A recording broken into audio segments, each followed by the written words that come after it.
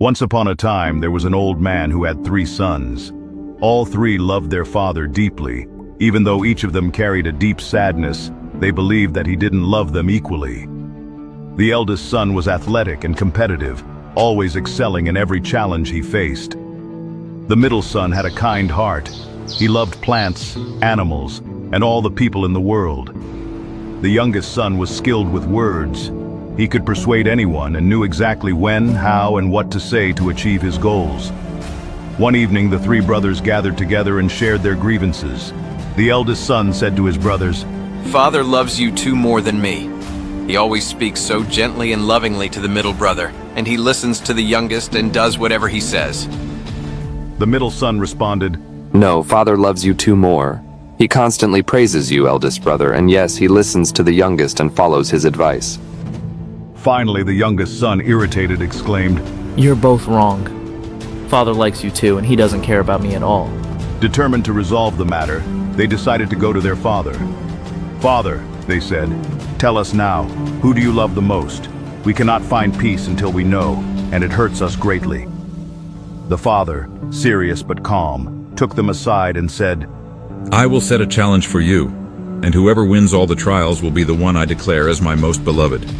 The sons agreed, thinking it was fair, as they truly wanted to know who was their father's favorite. The first challenge was to shoot an apple on a target with a bow and arrow. The eldest son found this trial easy. He shot and hit the apple dead center. The other 2 missed completely, their arrows landing far off the mark. For the second trial, the sons had to tame and ride a wild black horse with a thick, glossy mane. The eldest son, confident in his strength, approached the horse and tried to subdue it by force.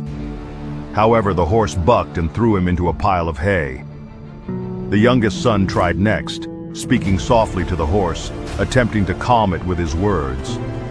But the horse didn't seem to understand, and threw him aside as well. Finally, the middle son approached with gentle eyes. He stroked the horse on its head and offered it a sugar cube. The horse calmed down and allowed him to ride.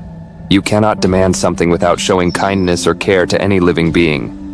For the third and final trial, the sons were tasked with helping a beggar become an honorable man with work and a home. The eldest son went first. He walked straight to the beggar and said sternly, "You! Go find a job instead of begging on the streets." Frightened, the beggar moved to another spot, but did not change his ways. The middle son approached next. He handed the beggar some money and said, "Take this, but please use it wisely. Go find work and make an honest living." The beggar thanked him and put the money in his pocket, but he remained where he was, unwilling to change.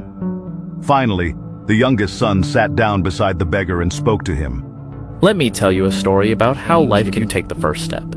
Moved by his words, the beggar stood up, went home, cleaned himself up, and began a new, honest life. When all the trials were complete, the brothers were confused. Each had clearly won 1 trial. The father gathered them and spoke slowly and wisely. "You see, my sons, I knew from the beginning that each of you would succeed in your own way. The eldest is strong and determined, the middle is kind and compassionate, and the youngest is wise and persuasive. I love you all equally, though I show it differently because you are different. My love is not a contest, it is boundless and shared among you all."